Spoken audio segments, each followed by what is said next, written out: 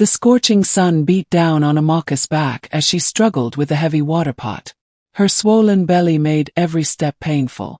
At 7 months pregnant, she could barely keep her balance. "Please God," she whispered, feeling the baby kick hard against her ribs. "Give me strength for one more day." The path from the river was long and rocky. Other women passed by with their own water pots, but none offered to help. They all knew about Amaka's situation. They whispered behind her back but never to her face. "That poor girl," one woman said to another as they walked past. 7 months pregnant and no husband. "What a shame. Her stepmother works her like a slave," the other replied. "I heard she hasn't eaten a proper meal in days." Amaka heard every word. Her heart broke a little more with each whisper, each pitying look. But she kept walking. She had to.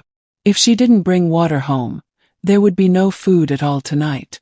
When she finally reached the house, her stepmother Ugomma was waiting on the veranda, arms crossed, face twisted in anger. "You lazy girl!" Ugomma shouted before Amaka could even set down the pot. "Do you know how long I've been waiting? The sun is already setting." Amaka's hands shook as she lowered the heavy pot. Water sloshed over the sides, wetting her already dirty dress. "I'm sorry, Mama," she said quietly. "The path was very slippery today. I had to be careful not to fall." "Careful?" Ugomma laughed bitterly. "You should have been careful before you opened your legs for that worthless man. Now look at you, a burden, a disgrace, a mouth I have to feed." The neighbors who were sitting outside their houses turned to watch. Some shook their heads in sympathy for Amaka. Others enjoyed the free entertainment. "In this house," Ugomma continued, her voice getting louder so everyone could hear, "you will work for every grain of rice you eat. You will sweep, you will cook, you will wash, you will fetch water, and you will gather firewood. And if you complain even once, you will sleep outside with the goats." Amaka nodded, too tired to argue. She had learned that fighting back only made things worse. "Yes, Mama," she whispered. "And don't call me Mama." Ugomma spat. "I am not your mother. Your mother is dead and buried. I am Mrs. Ugomma to you." As Amaka carried the water pot inside, she caught sight of her father through the kitchen window.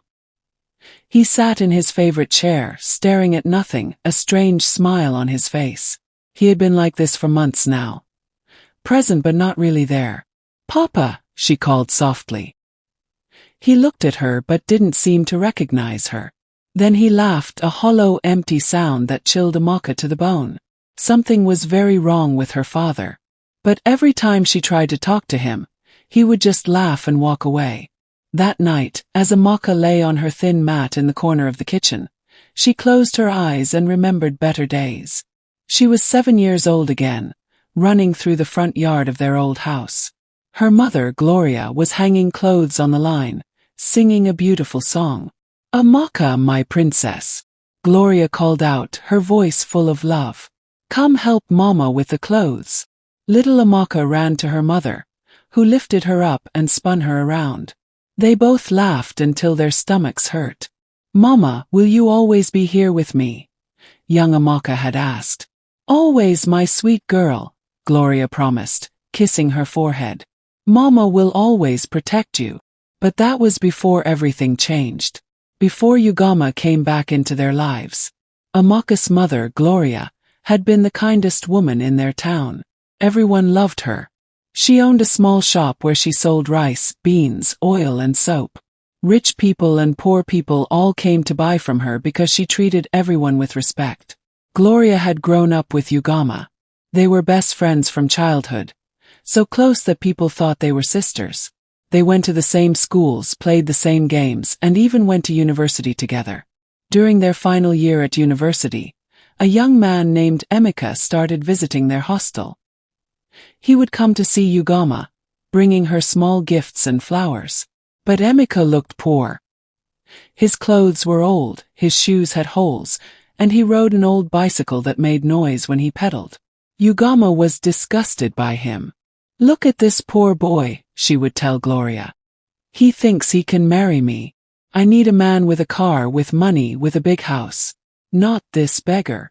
One morning, Gloria found Ugomma throwing away the flowers Amaka had brought. Why are you so mean to him? Gloria asked. He seems like a good person. Maybe you should give him a chance. Ugomma rolled her eyes. A chance? Gloria, look at him.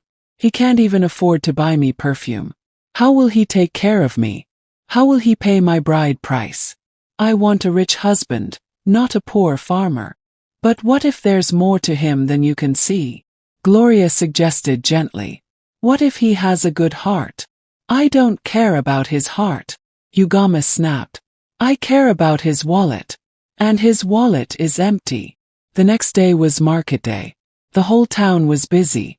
People were buying and selling, children were playing, and music was playing from the radio shops. Ugomma and Gloria were walking to buy fabric for new dresses when they saw Amaka coming toward them on his noisy bicycle. Oh no, Ugomma groaned. Here comes that poor boy again. Amaka stopped his bicycle and smiled at Ugomma. Good morning, beautiful. I bought you something special today. He reached into his bag and pulled out a small bottle of perfume, the expensive kind that Ugomma always talked about wanting. But instead of being happy, Ugomma became angry. Where did you steal this from? She demanded. A poor boy like you cannot afford this perfume. I didn't steal it, Amaka said quietly. I saved my money for 3 months to buy it for you. You're lying, Ugomma shouted. People in the market started to stare. You probably picked it from someone's house. She grabbed a bag of pure water from a nearby cellar and poured it all over Amaka's head. The water soaked his clothes and dripped onto the ground. Everyone in the market stopped to watch. Stay away from me, you thief, Ugomma yelled. Go and find someone as poor as you are. Amaka stood there, dripping wet, humiliated in front of the whole market. Some people laughed. Others felt sorry for him. But no one helped him. Gloria felt terrible.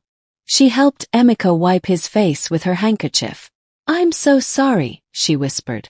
Ugomma didn't mean it. Yes, she did, Amaka said sadly. She meant every word. After that day, Amaka stopped coming to see Ugomma. But he didn't disappear completely. Instead, he started talking to Gloria. First, it was just friendly conversation. Then they began to take walks together. Gloria discovered that Amaka was not just kind. He was also very intelligent. He spoke about books, about business, about dreams for the future. Why do you let people think you're poor? Gloria asked him one evening as they sat by the school field. Amaka smiled mysteriously. Sometimes it's good to know who really cares about you and who only cares about your money. What do you mean? Gloria asked. Maybe someday I'll tell you, Amaka said. But not today. Months passed. Gloria and Amaka grew closer and closer. They studied together, ate together, and dreamed together about their future. One evening, they were sitting in a small restaurant, sharing a bottle of Coca-Cola, when Amaka took Gloria's hand. I have something to tell you, he said. Something important. What is it? Gloria asked, her heart beating fast. I've been lying to everyone, Amaka said. I'm not poor. My family has money, a lot of money. I dress like this and act like this because I wanted to find a woman who would love me for who I am inside, not for what I have in my bank account. Gloria stared at him in shock. You're rich. Very rich, Amaka confirmed. My father owns 3 factories and a transport company. We have houses in Lagos, Abuja, and London. I could buy 100 cars if I wanted to. Then why do you live like this? Gloria asked. Because when you have money, you never know if people like you for yourself or for your wealth, Amaka explained. But you, Gloria, you cared about me when you thought I had nothing.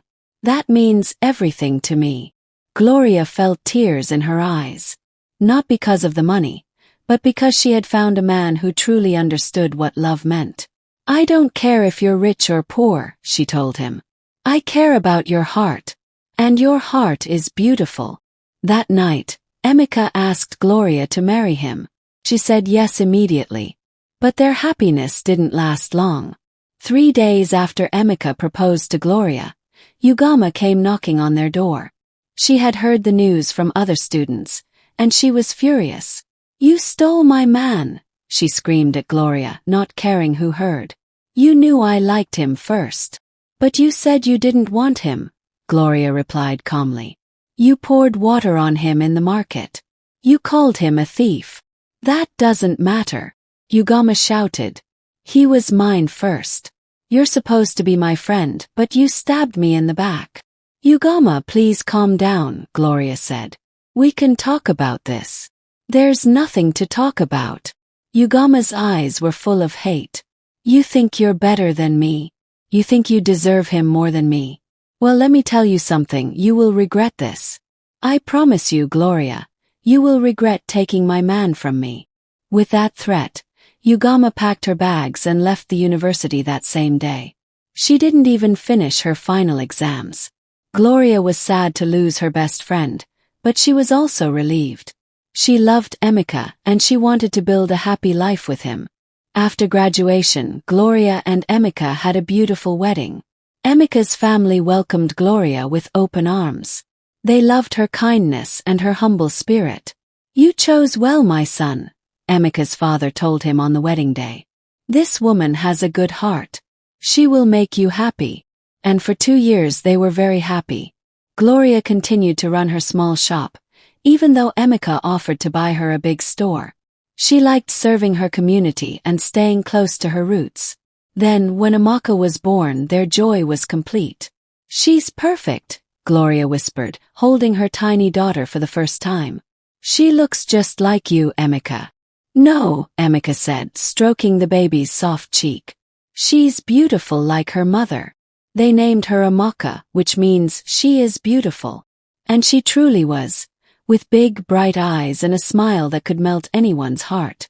For the first few years of Amaka's life, everything was wonderful. Gloria would carry her to the shop every day, and customers would play with her and bring her small gifts. Amaka was the happiest child in the neighborhood. But happiness sometimes doesn't last forever.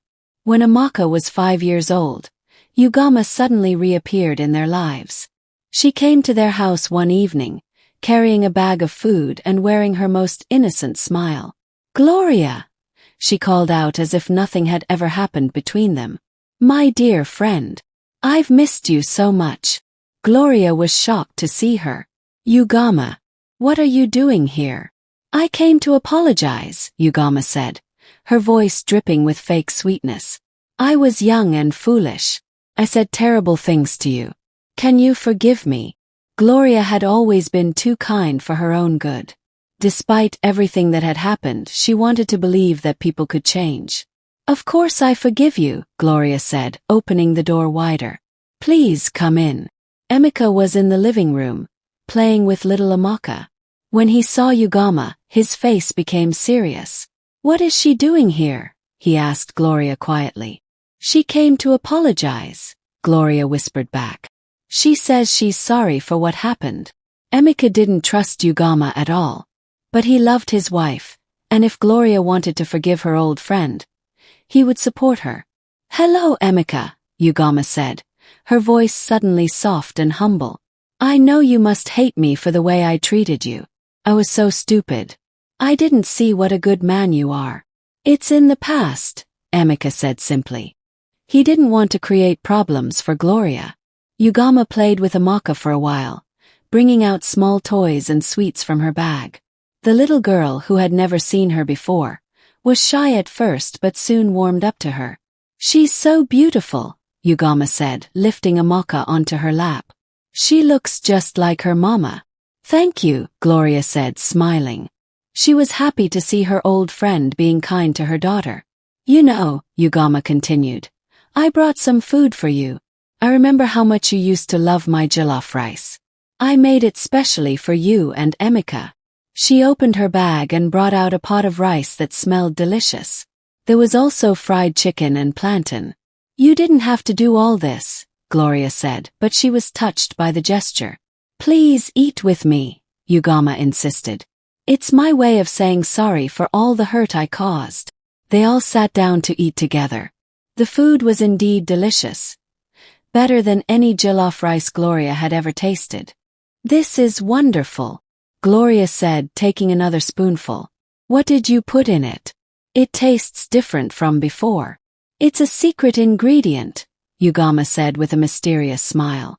Something special I learned from an old woman in my village. Amaka ate a little bit, but he was more focused on feeding Amaka.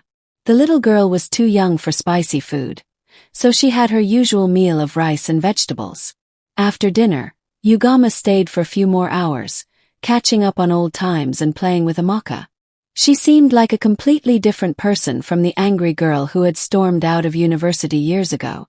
I should go now, Ugomma finally said as it got late. Thank you for welcoming me back into your home. You're both so kind. You can come back any time, Gloria said, giving her a hug. I'm so glad we're friends again. Yes, Ugomma said, hugging her back. Friends forever. But as she walked away from the house, Ugomma's smile disappeared.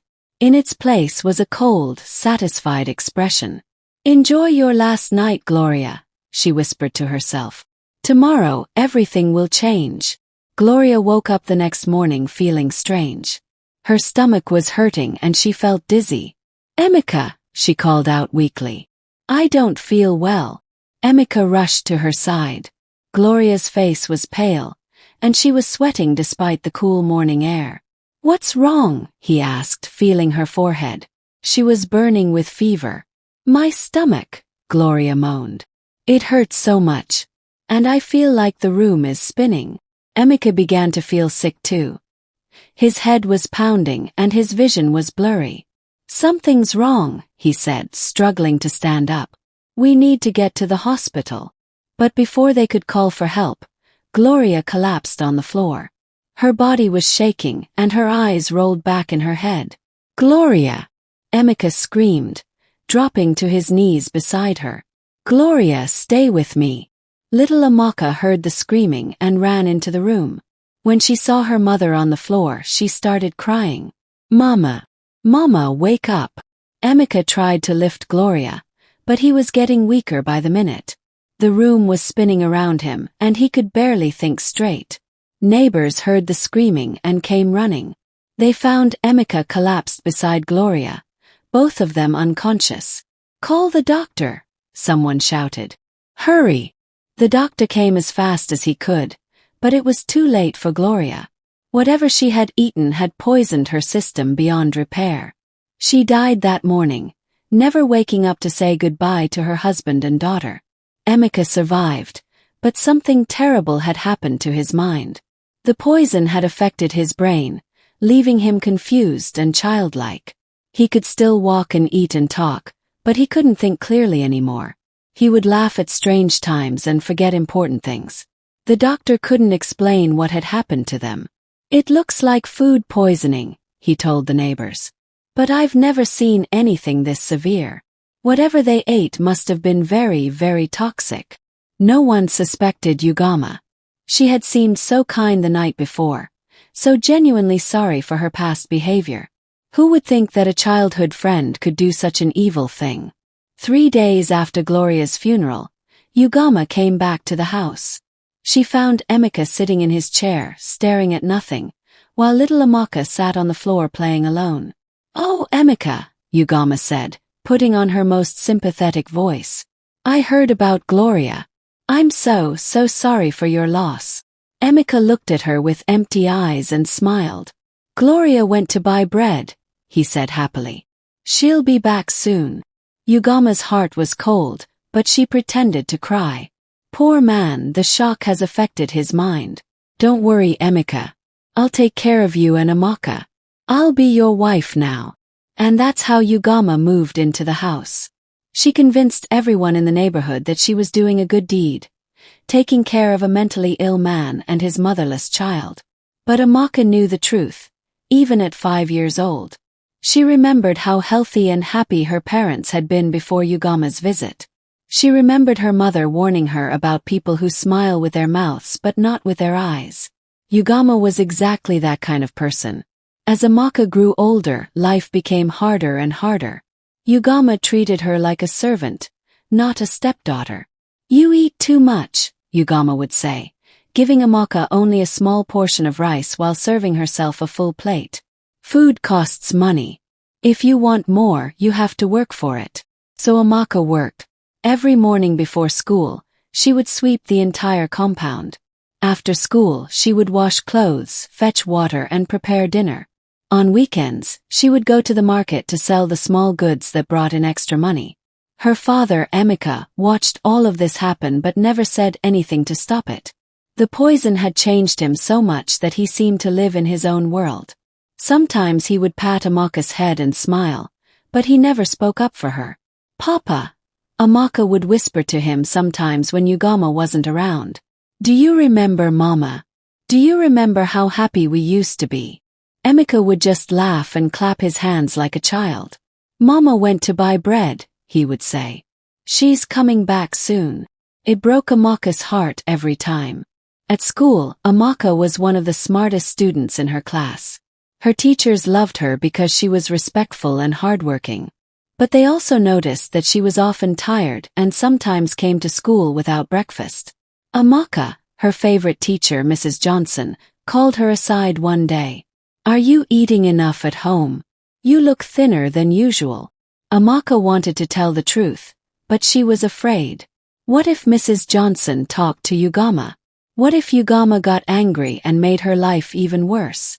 "I'm fine, Ma," Amaka lied. "Just studying too much." Mrs. Johnson wasn't convinced, but she didn't push further. She made sure to give Amaka extra food during school lunch whenever possible.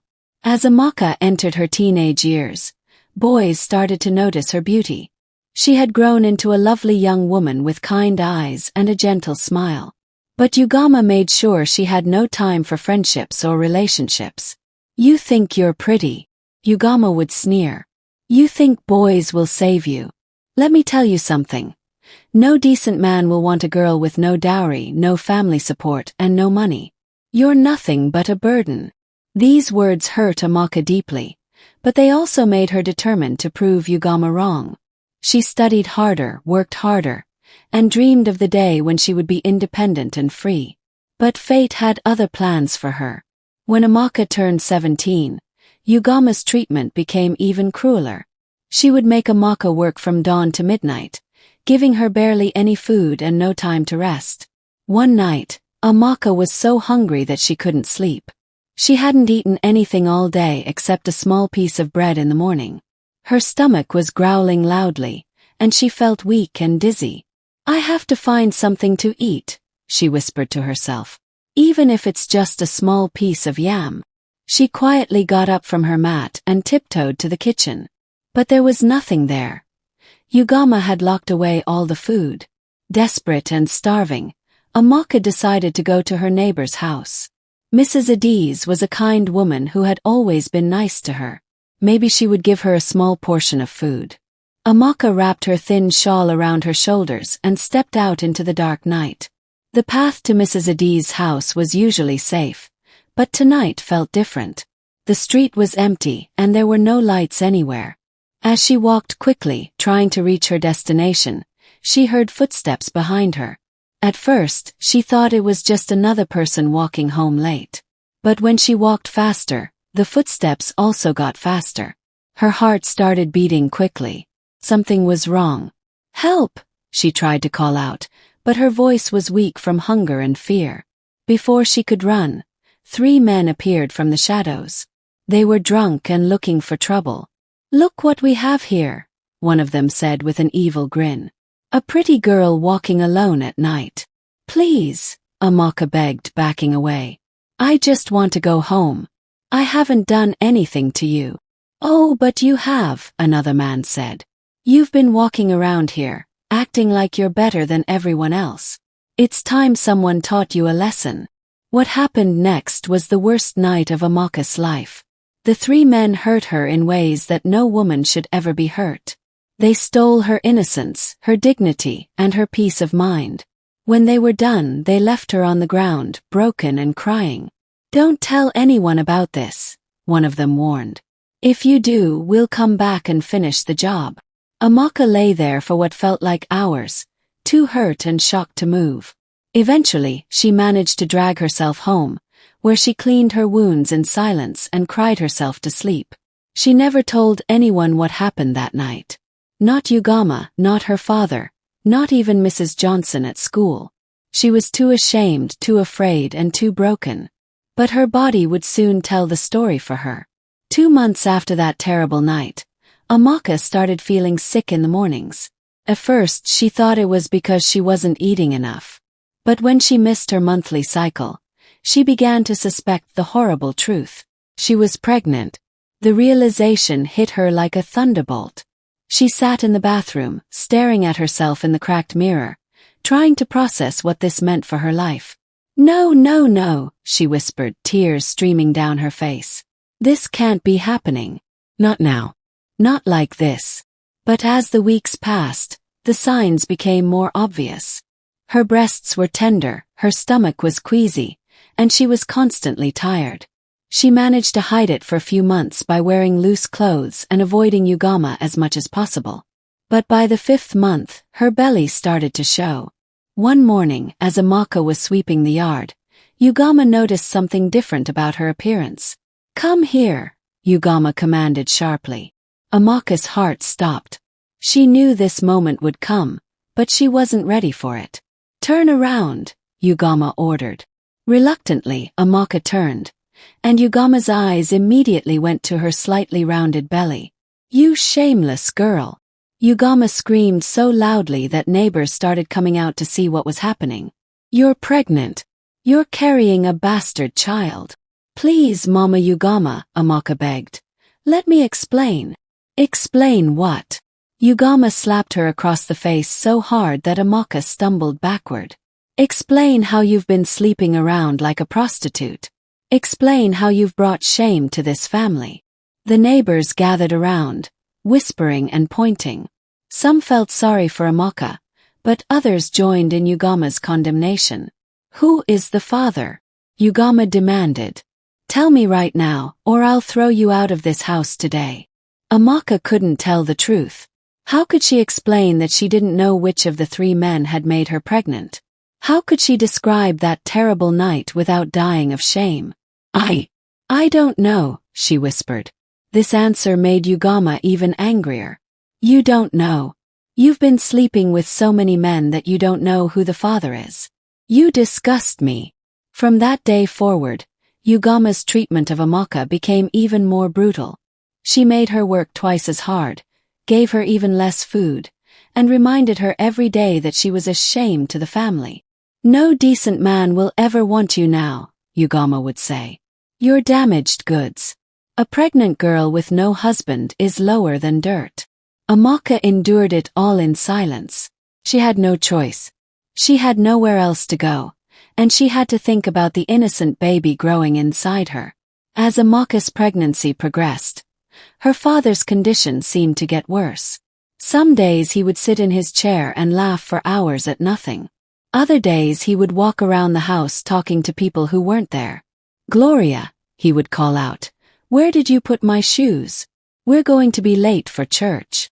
It broke Amaka's heart to see him like this. Sometimes she wondered if he would have protected her if his mind was still clear. But there was no point in wondering about things that couldn't be changed. One morning, when Amaka was 7 months pregnant, Amaka announced that he was going on a business trip. "I have to go to Lagos," he told Ugomma, packing his small bag. "The factory needs me there for 2 weeks." Ugomma's eyes lit up with evil pleasure. With Amaka gone, she would have complete control over Amaka. "Don't worry," she told him sweetly. "I'll take care of everything here." After Amaka left, Ugomma's true nature came out completely. She made Amaka work from 4 in the morning until midnight. She gave her only 1 small meal a day and made her sleep on the hard floor of the kitchen. "Your father isn't here to see you anymore," Ugomma would say with a cruel smile. "So now you'll really learn what suffering means." Amaka's body was exhausted. Her back ached constantly from the heavy work and the weight of her pregnancy. Her feet were swollen, and she could barely walk without pain. But the worst part was the loneliness. With her father gone, she had absolutely no one who cared about her well-being. One night, as she lay on her mat trying to sleep, She felt the baby kicking strongly inside her. "My little one," she whispered, placing her hands on her belly. "I'm so sorry this is the world you're coming into. But I promise you, I'll find a way to give you a better life. Somehow, some way, we'll be happy." The baby kicked again, as if responding to her voice. "You're all I have now," Amaka continued. "And you're all I need. We'll take care of each other." But even as she made these promises, Amaka had no idea how she would keep them. She was a pregnant teenager with no education, no money, and no family support. What kind of future could she possibly build for herself and her child? The next morning, Ugomma woke up with a wicked plan in her mind. She had been thinking all night about how to get rid of Amaka permanently. "That girl is nothing but trouble," she muttered to herself as she prepared breakfast. "She eats my food, uses my water, takes up space in my house, and brings shame to my family. It's time to find a solution." She remembered hearing about a man in the next village who was looking for a wife. Not just any wife. He specifically wanted someone desperate, someone with no other options. Someone he could control completely. His name was Chaik, and according to the rumors, he was extremely poor. He lived in a small, broken-down house and barely had enough money to feed himself. Most women in the area refused to even talk to him. "Perfect," Ugomma thought with a satisfied smile. "He needs a wife, and I need to get rid of Amaka. This could work out very well for me." That afternoon, she walked to the next village to find this Chaik. She asked around until someone pointed her to a small, run-down house at the edge of town. When she knocked on the door, a man answered. He was tall and dark-skinned, with clothes that looked old and patched. His hair was uncombed, and his fingernails were dirty from work. "Are you Chaik?" Ugomma asked. "Yes," he replied quietly. "Who are you?" "My name is Ugomma. I heard you're looking for a wife." Chaik's eyes narrowed slightly. "What's it to you?" "I have a girl," Ugomma said quickly. "She's young, she's beautiful, and she needs a husband urgently." "Why urgently?" Chaik asked. Ugomma lowered her voice. "She's pregnant. 7 months. The father ran away, and now she has nowhere to go. I need someone to take her off my hands." Chaik was quiet for a long moment, studying Ugomma's face. "What do you want in return?" he asked finally. "Just a small bride price," Ugomma said. "Nothing much. Just enough to cover the trouble she's caused me." "How much?" 50,000 naira. It wasn't much money for a bride price, but for a poor man like Chaik, it should have been impossible to afford. Ugomma expected him to negotiate or ask for a payment plan. Instead, Chaik reached into his pocket and pulled out a thick bundle of cash. "Here's your money," he said, counting out the bills. "When can I meet the girl?" Ugomma's eyes widened in surprise. Where had a poor man gotten so much cash? "Where did you get this money?" she asked suspiciously. Chaik shrugged. "I've been saving for a long time. A man needs a wife, and a wife costs money. So I saved." Something about his answer felt strange to Ugomma, but the sight of all that cash made her greedy. She snatched the money and counted it twice to make sure it was real. "You can meet her tomorrow," she said. "But I'm warning you, she's stubborn and lazy. You'll have to be firm with her." "I can handle that," Chaik said simply. As Ugomma walked home with the money in her pocket, she felt more satisfied than she had in months. Finally, she would be free of Amaka and her problems. And she had made a nice profit in the process. What she didn't know was that Chaik was not at all what he seemed to be. The next morning, Ugomma woke Amaka up earlier than usual. "Get up, lazy girl," she said, kicking the mat where Amaka slept. "Today is a special day for you." "What do you mean?" Amaka asked, struggling to sit up. Her back was killing her, and the baby was pressing against her ribs. "I found you a husband," Ugomma announced with fake cheerfulness. "Someone who's willing to take you and your bastard child." Amaka's blood turned cold.